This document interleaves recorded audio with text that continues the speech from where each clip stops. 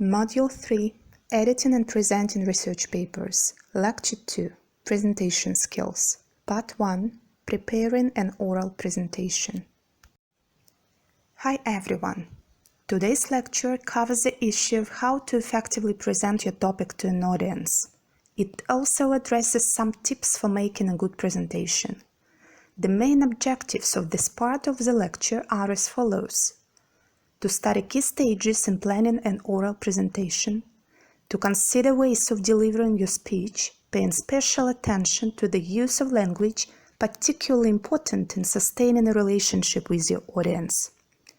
In this regard, it should be pointed out that the concluding part of the lecture is supplemented with a list of academic expressions you can use in key parts of your oral presentation. I'll start off by asking you the following questions. What do you think makes a presentation effective? Which of these points would you tick to describe a successful presentation? Considering the background and expectations of your audience, giving information in a clear, concise way, writing everything you want to say onto a slide, using many sound effects and animations, making eye contact with people in an audience.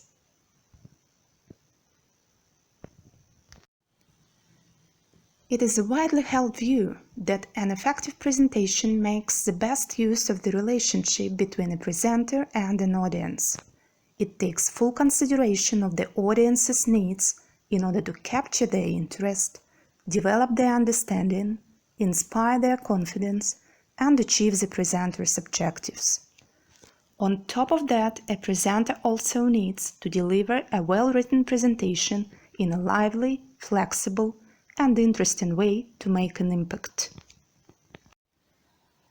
My first point concerns different types of presentations. The most common are as follows: informative, shares information with an audience, for example, the results of a research project. Demonstrative, demonstrates how to do something. Persuasive, convinces listeners to accept your proposal, for example, offering the solution to a problem, dispute, or controversy. Decision-making, motivates audience members to follow your suggested course of action, for example, buying your product or donating money to a good cause. Moving on, each presentation must serve at least one of the following objectives: to inform, circulate new ideas, provide update information. To instruct, tell others how to put new ideas into practice, explain how something works. To influence, persuade an audience to make a decision, recommend a course of action. To interpret, assess, analyze a situation, draw up conclusions. To interest, appeal to a wide audience. It is understandable that from all the types listed, we are going to be talking about an informative presentation. Hopefully, this lecture will provide you with some tips for keeping an audience interested throughout the presentation, so that besides its main objective, to inform, your presentation may as well appeal to your audience. I'm now moving on to the next point under study. A presentation needs a carefully defined structure to make the most impact. So, let's take a look at the structure of an oral presentation. An ideal structure of a presentation includes a welcoming and informative introduction, body or main part comprising a coherent series of main points presented in a logical sequence, a lucid conclusion. These elements are discussed below. Introduction is the point at which a presenter explains the content and objective of a presentation. This is a vitally important part of your talk, as you will need to gain the audience's interest and confidence.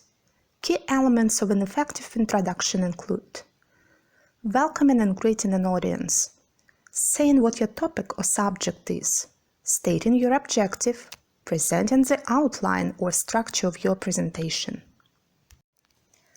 Body or main part is the backbone of your talk. Ask yourself, what am I really telling them? What should they be learning here? Your answers to these questions will help you communicate clear and effective messages to your audience. Once you have identified your main points, you should embellish them with supporting information. For example, link theory and practice through the use of examples. Add clarity to your argument through the use of visual aids.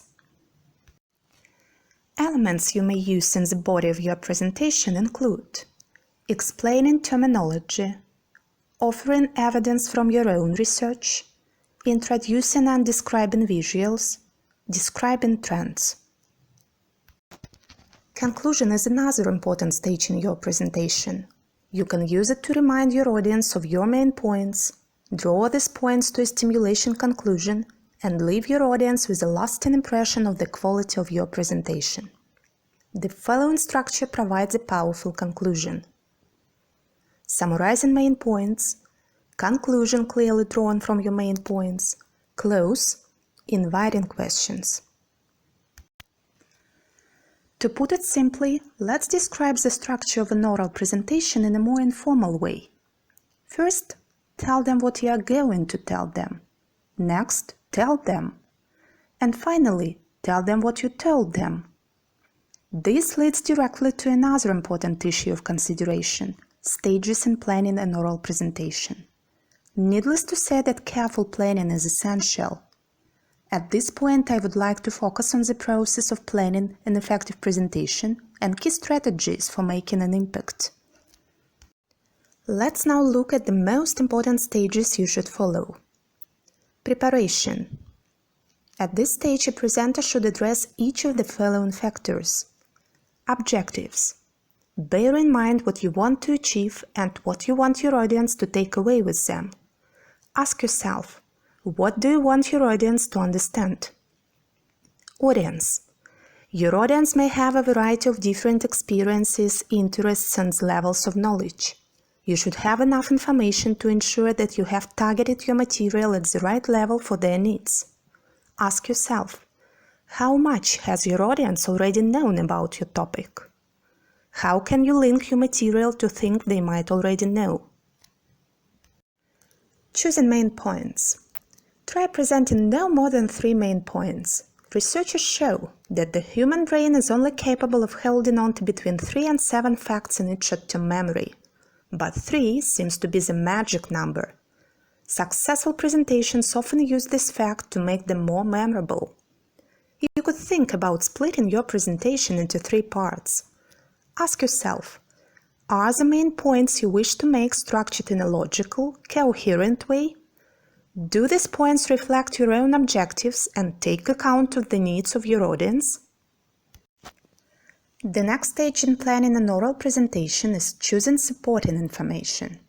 The supporting information may take various forms. Ask yourself, what will add clarity to your argument? It might be explaining terms, reminding your audience of supporting theories. What will add authority to your argument? It might be quoting experts, offering evidence from your own research.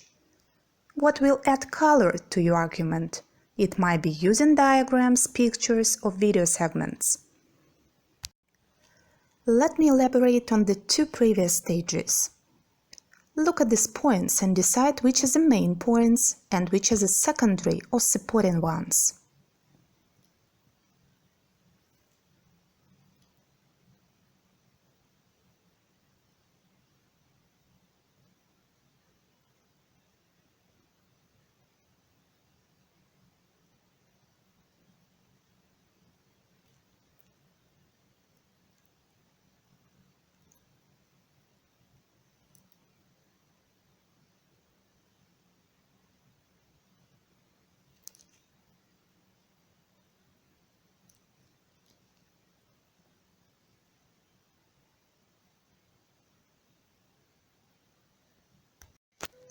As you can see here, the slide shows 2 main points and 3 secondary ones.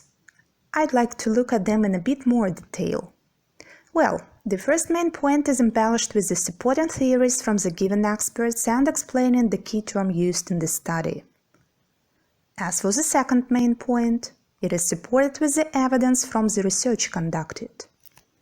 In doing so, a presenter is likely to add authority to his or her speech. Let's go back to what we were discussing earlier.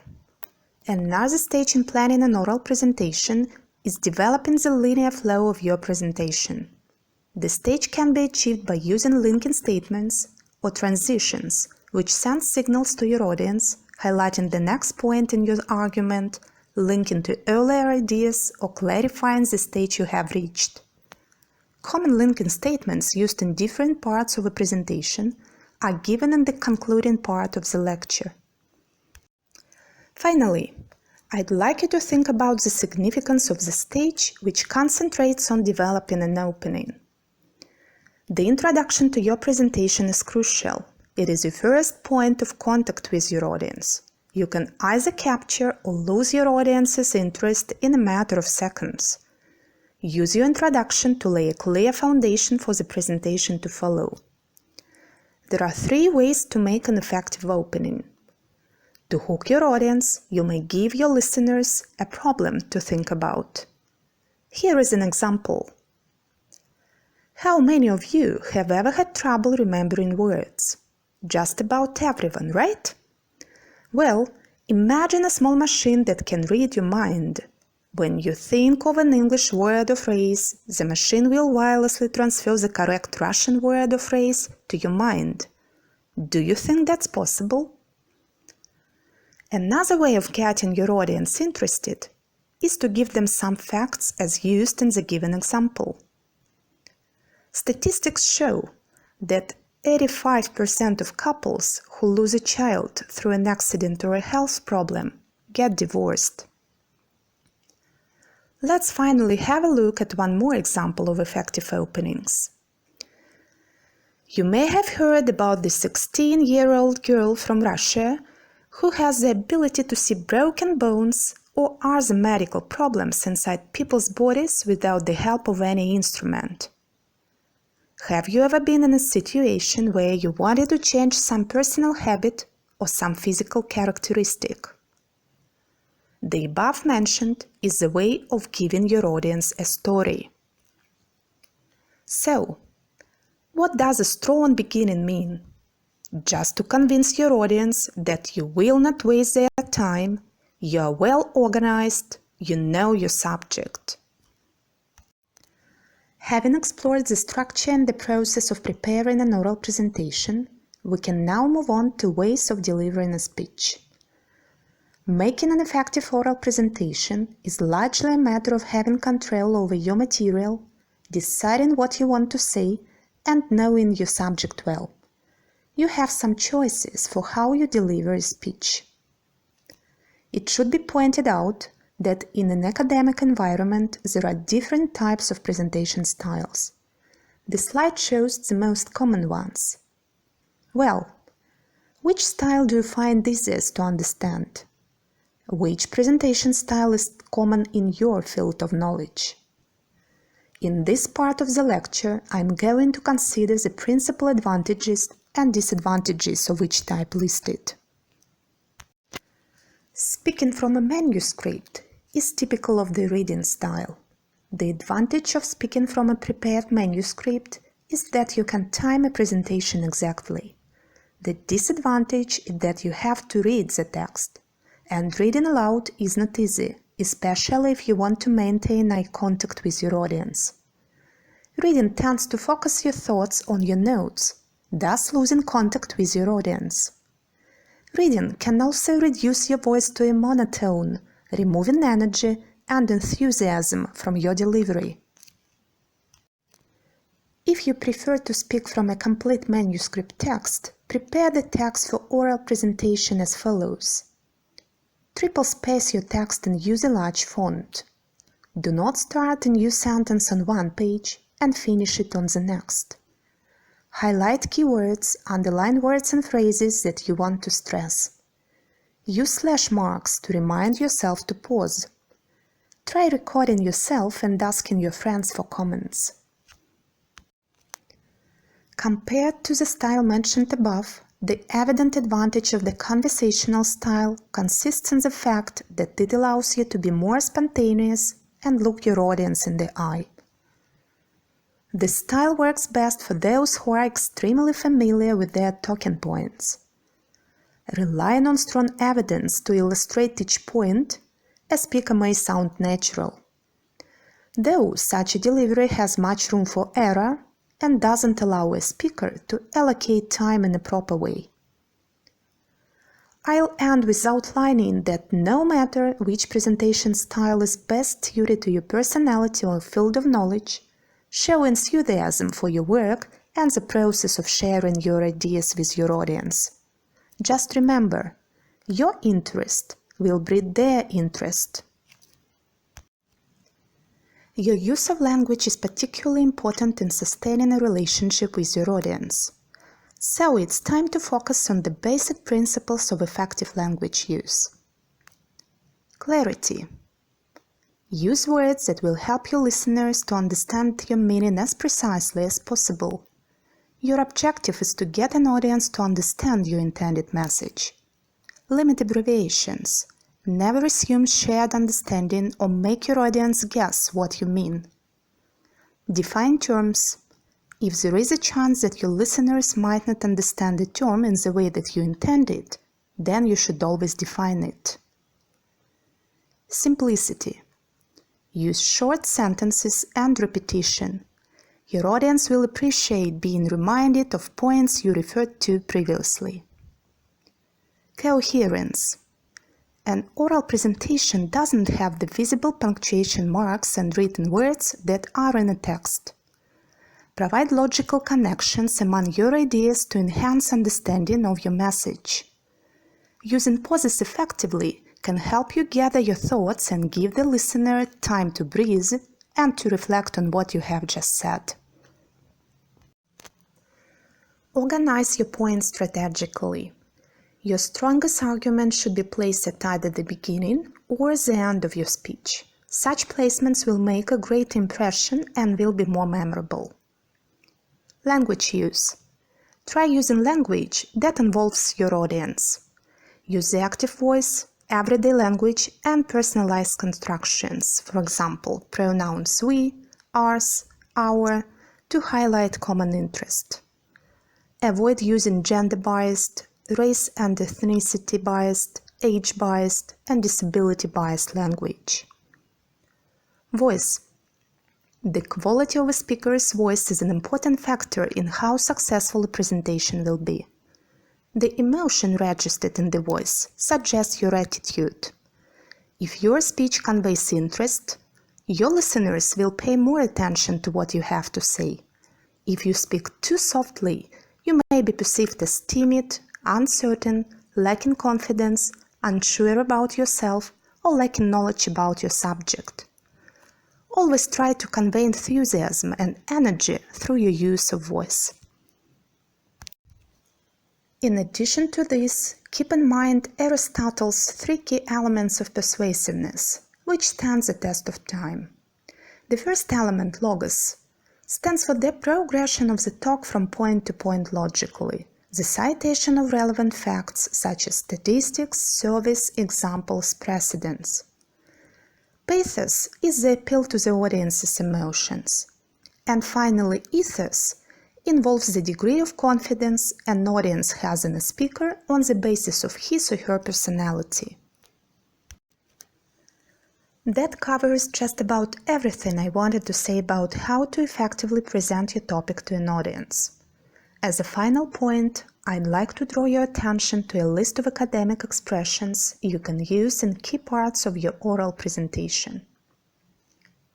The given slide shows how to welcome and greet an audience, introduce yourself, and say what your topic or subject is.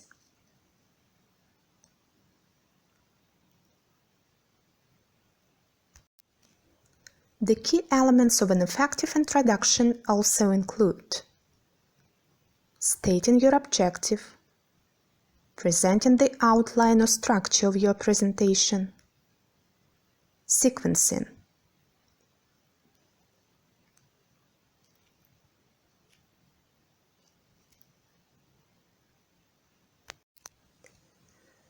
and now for body or main part. Elements used in the body are as follows: saying what is coming, indicating the end of a section, summarizing a point, moving to the next point,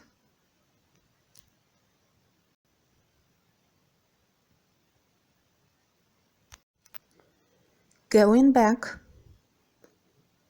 adding ideas, elaborating a point, highlighting information,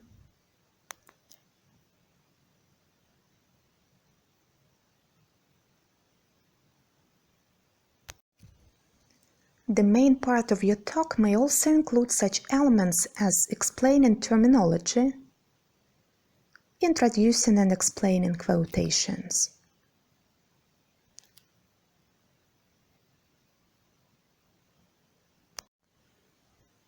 A powerful conclusion generally involves indicating the end of your presentation,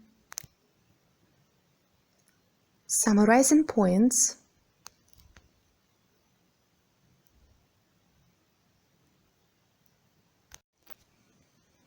close, inviting questions.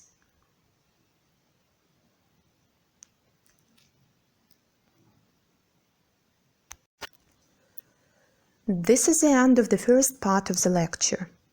So far, we have discussed the basic principles of planning an oral presentation in compliance with its structure, as well as the most common types of presentation styles, highlighting their advantages and disadvantages. Special attention has been paid to academic English used when delivering a speech. Before we turn to the second part of the lecture, let me run over the key points again. Consider carefully the structure of your presentation. It is important to get your audience interested in the first minutes of your presentation. There are 3 ways to make an effective opening: give your listeners a problem, a story, or some facts to think about. In the body of your presentation, give no more than 3 main points illustrated with appropriate supporting information. Choose a supporting detail for each main point carefully to find 1 or 2 examples that make a real impact and will be remembered. Conclusion is a stage at which you can summarize the content and objective of your talk, offer an overview of what has been achieved, and make a lasting impact. You have some choices for delivering a speech. Regardless of the presentation style considered, try sounding natural, looking your audience in the eye, and keeping to time. Follow the basics of effective language use.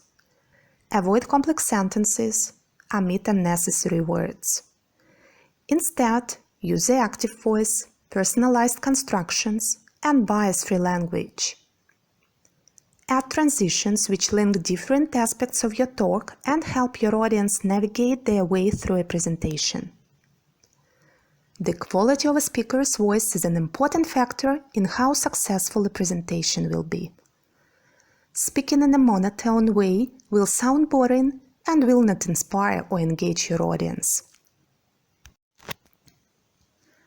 That completes the lecture.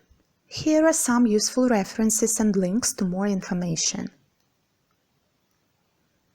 Next, I want to focus on how to present your talk along with visual aids and PowerPoint slides. This is what I'm going to be talking about in part 2. Thank you for listening. Goodbye.